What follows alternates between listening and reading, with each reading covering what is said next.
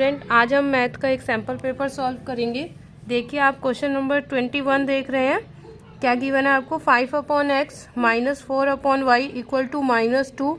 फिर second equation है 2/x plus 3/y equal में 13। तो इसको सॉल्व कर लेते हैं। हम लिख लेते हैं अपना 5/x - 4/y इक्वल में -2 एंड सेकेंड है हमारा 2/x प्लस 3/y इक्वल में 13। तो ये 5/x है, इसको हम लिख सकते हैं 5 × 1/x, क्योंकि 5 को 1 से करोगे तो 5 1 जा 5 5/x आ जाएगा। सेम इसको 4 × 1/y लिख सकते हो। इसमें भी आप ऐसे कर सकते हो, 1/x लिख सकते हो, इसको 1/y लिख सकते हो इक्वल में 13।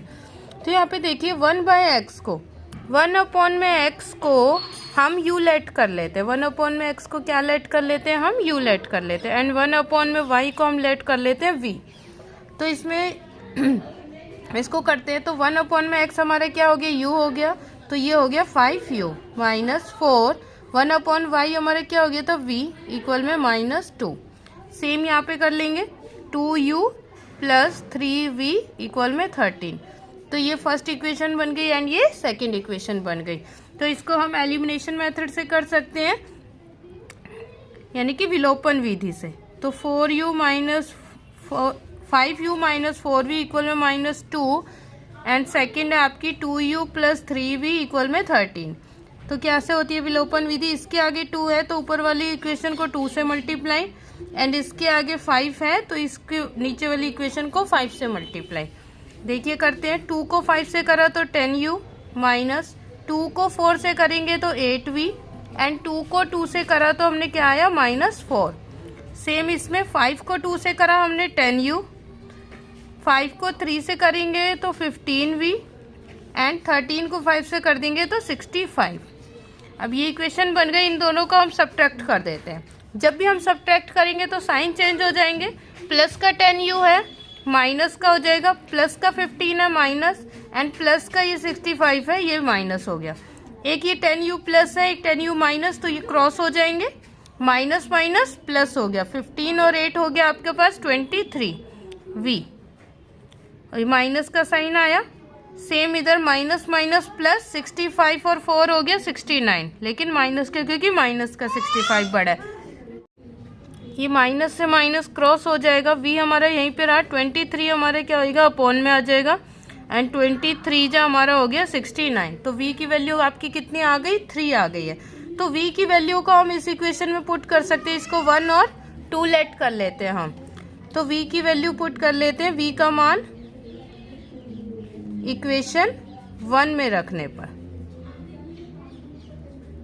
तो इक्वेशन 1 को उतार लेते हैं पहले। 5u माइनस 4v इक्वल में -2, 5u minus 4 multiply v, v की वैल्यू कितनी है? 3 इक्वल में -2। देखिए 5u ऐसी रहा सेम। 4 3 जा हमारा हो गया 12 इक्वल में -2। तो 5u इक्वल में -2, ये माइनस का 12 है, इधर आके प्लस का 12 हो गया। 5u माइनस प्लस माइनस तो 10 आ गया आपके पास। u यहीं पे 5 मल्टीप्लाई में है तो इधर डिवाइड में आ जाएगा। 5 2 जा 10, तो u आ गया आपके पास 2 एंड v आ गया था हमारे पास 3। तो ये अब हम देखिए, हमने 1/x किसको माना था? u को माना था। 1/x किसको माना था? u को। अब यहाँ पे पुट कर लेते हैं हम।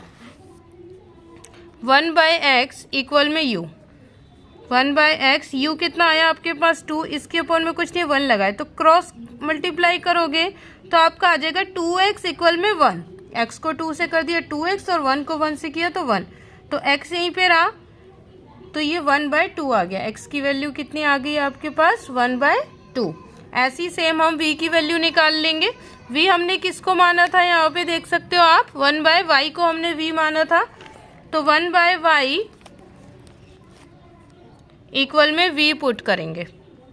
1/y, v कितना था हमारा? 3 था, तो ये भी हमारा सेम ऐसे हो जाएगा 3y अपॉन में 1 इक्वल में 1। तो y हमारा इधर रहा 1/3 जो है हमारी y की वैल्यू आ गई। देखिए क्वेश्चन 22 देखते हैं क्या बोला है। 2 लगातार विषम धनात्मक पूर्णांक क्या है, धनात्मक पूर्णांक है यानी कि बढ़ते जा रहे हैं, और विषम है, विषम आपको पता है जो संख्याएं 2 से भाग नहीं होती वो विषम होती है। पूर्णांक ज्ञात कीजिए जिनके वर्गों का योग 290 है। 2 ऐसे धनात्मक पूर्णांक लेने हैं जिनके वर्गों का योग कितना होना चाहिए, 290। तो देख लेते हैं। पहला पूर्णांक अगर हम मान लें x, तो दूसरा पूर्णांक क्या मानना होगा हमें, x + 2। क्यों भाई x + 2 क्यों मानना होगा? सपोज दैट अगर x हमारा 1 आता है तो 1 में हम क्या करेंगे, 1 + 2 हमारा 3 हो गया, तो ये विषम पूर्णांक हो गया। अगर हमारा फर्स्ट पूर्णांक 1 होता और 1 में अगर यहाँ पे हम 1 लेट करते तो 1 + 1 कितना होता है, 2।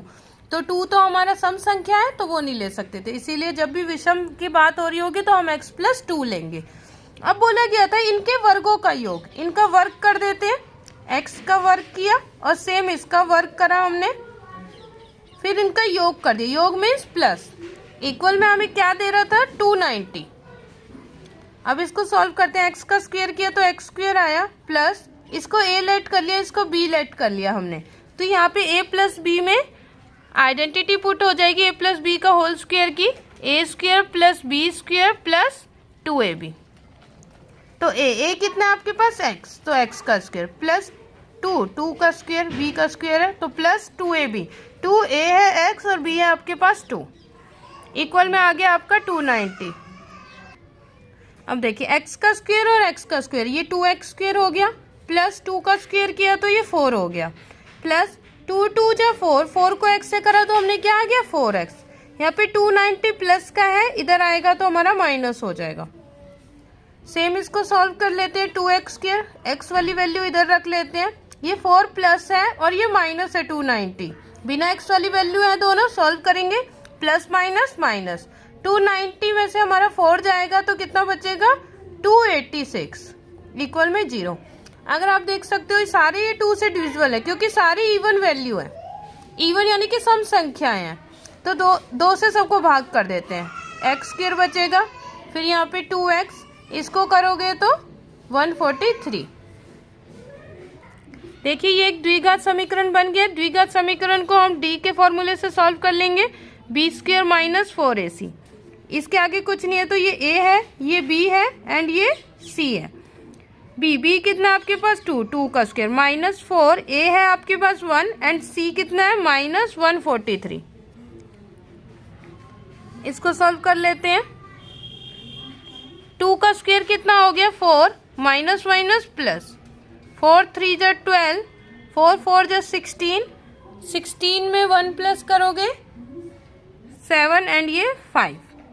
अब इनको प्लस कर लेते हैं हम, हमारा आ जाएगा 5 7 6। अब x का फॉर्मूला पुट कर लेते हैं, -b प्लस माइनस √d में 2a।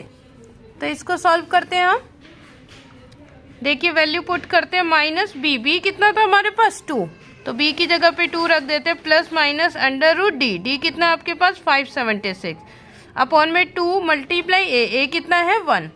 तो इसे सॉल्व करोगे तो -2 प्लस माइनस 576 किसका रूट होता है, 24 का, में आ गया 2। अब इसको एक बारी हम क्या करेंगे, प्लस का ले लेंगे और एक बारी माइनस का ले लेंगे। कैसे, -2 प्लस का 24 ले लेंगे एक बारी, और एक बारी ले लेंगे -2, एक बारी माइनस का 24। इसको सॉल्व करोगे माइनस प्लस माइनस, 24 में से 2 जाएगा तो 22 में 2, तो ये आ गया आपके पास 11 एंड माइनस माइनस प्लस, ये हो गया माइनस का 26 में 2, तो ये माइनस का 13 आएगा। माइनस को हम इग्नोर करेंगे, पॉजिटिव वाले को ले लेंगे 11। तो हमारे यहाँ पे पहला पूर्णांक क्या आ गया 11, और दूसरा जो हो गया 11 + 2 इट मीन्स 13 आ गया। देखिए अगला क्वेश्चन रीड करते हैं। 576 और 512 का एलसीएम अभाज्य गुणनखंड विधि से ज्ञात करना है। कौन सी विधि से, अभाज्य गुणनखंड विधि से। तो क्या 2 पॉइंट दे रखे हमें, 576 और 512। तो इनका अभाज्य गुणनखंड विधि से हमें एलसीएम ज्ञात करना है। तो देखिए 576, आप इनका अलग अलग भी निकाल सकते हो, 512। पहले इवन है, ये सम संख्या है क्योंकि लास्ट में 6 है, जिस डिजिट के पीछे 0 0 2 4 6, 8 आ जाता है। तो ये कौन सी संख्याएं होती है? सम संख्याएं होती है। जिस डिजिट के पीछे ये संख्याएं आ जाए तो वो क्या होंगी? आपकी सम संख्याएं होंगी। अब देखिए इसको 2 से भाग करते हैं हम। 2 दूनी 4, 1 इधर गया, 2 अट्ठे 16, 2 अट्ठे 16। फिर 2 1 जा 2, 2 ये हमारे ये आ गया। फिर 2 7 जा 14, 2 जा 4, 2 3 जा 6, 2 6 जा 12, 2 1 जा 2, 2 6 2 8 जा 16, 2 9 जा 18। फिर 3 से कर दिया हमने इसको, दैट्स इट। सेम इसको करेंगे 2 से। 2 2 जा 4, 2 5 जा 10, 2 6 जा 12, 2 1 जा 2, 2 2 जा 4, 2 8 जा 6, 2 6 जा 12, 2 8 जा 4, 2 3 जा 6, 3 2 ये हमारा सेम इसको करते जाएंगे हम। 2 से डिविजिबल हो रहा है ये। अब देखिए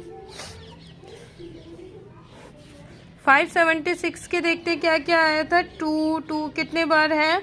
काउंट कर लेते। 1 2 3 4 5 6 बार है 2।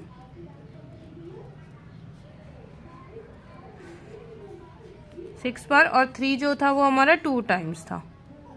सेम यहाँ पे इसका भी कर लेते हैं। 1 2 3 4 5 6 7 8 टाइम्स है 2। 8 टाइम्स लिख लेते हैं। 1 2 3 4 5 6 7 एंड 8। देखिए इनके कॉमन लेते हैं हम। ये कॉमन है, जो कॉमन आ रहा है उसे 1 1 टाइम ले लेते हैं, और जो रह गया उन्हें भी हम लिख लेते हैं। अब आप इसको मल्टीप्लाई कर सकते हो। 2 2 जा 4, 4 2 जा 8, 8 2 जा 16, 16 2 जा 32, 32 जा 64, 64 को आप 3 से मल्टीप्लाई करोगे 192। फिर 192 को 3 से मल्टीप्लाई करोगे 576। फिर इसको 2 से मल्टीप्लाई कर लोगे, फिर दोबारा इस वाले 2 से मल्टीप्लाई कर लोगे। तो क्या आ गया? 2304 जो है वो हमारा एलसीएम आ गया। देखिए 24 क्वेश्चन देखते हैं। यदि sign A minus B equal में 1/2 और cos A plus B equal में 1/2 दे रखा है हमें, तो हमें क्या करना है? ए और बी का मान ज्ञात करना है। क्या ज्ञात करना है? ए और बी का मान ज्ञात करना है। देखिए साइन ए माइनस बी हमें दे रखा है 1/2 and cos A plus B हमें दे रखा है 1/2। तो साइन ए माइनस बी, देखिए साइन 1/2 कब होता है हमारा? साइन 1/2 होता है साइन 30 डिग्री पे। सेम इसमें cos A plus B, and यहाँ पे 1/2 की जगह पे हम लिख सकते हैं कॉस 60 डिग्री। ये साइन से साइन कट हुआ, यहाँ पे कॉस से कॉस कट हुआ, तो यहाँ रह गया a माइनस बी इक्वल में 30 डिग्री, एंड ये रह गया हमारा a प्लस बी अपॉन में 60 डिग्री। इसे इक्वेशन 1 लेट कर लेते हैं एंड इसे इक्वेशन 2 लेट कर लेते हैं। दोनों को हम ऐड कर लेते हैं। a माइनस बी इक्वल में 30 degree, a plus B equal में 60 डिग्री। देखिए जब दोनों को प्लस करेंगे तो कोई साइन चेंज नहीं होंगे। ये एक माइनस का एक प्लस का एक क्रॉस हो जाएगा। a और a कितना हो गया? 2a। ये दोनों प्लस हो के आपका कितना आ गया? 90 डिग्री। 2 मल्टीप्लाई में है तो 2 हमारा डिवाइड में आ जाएगा, कितना आ गया? 45। अब a की वैल्यू जो है वो इक्वेशन 1 में पुट कर देंगे। इक्वेशन 1 को उतार लेते हैं। a माइनस बी इक्वल में 30 डिग्री, यहाँ पे a की जगह पे 45 डिग्री पुट करेंगे, माइनस बी इक्वल में 30 डिग्री, माइनस बी हमारा इधर ही रहा 30, फिर माइनस का 45 हो गया, क्योंकि 45 राइट साइड जाएगा तो साइन चेंज, माइनस करेंगे तो हमारा माइनस का 15, ये माइनस से माइनस क्रॉस हो जाएगा, तो b की वैल्यू कितनी आ गई आपके पास? 15। a आ गया हमारे पास 45 एंड b आ गया हमारे पास 15। अगला क्वेश्चन देखते हैं 25। 4 सेंटीमीटर त्रिज्या वाले एक वृत्त के त्रिज्य खंड का क्षेत्रफल ज्ञात कीजिए जिसका केंद्र पर कोण 45 डिग्री हो। और r का मान क्या लेना है हमने? यहाँ पे r का मान नहीं होगा, ये पाई का मान होगा, बाय मिस्टेक दे रखा है।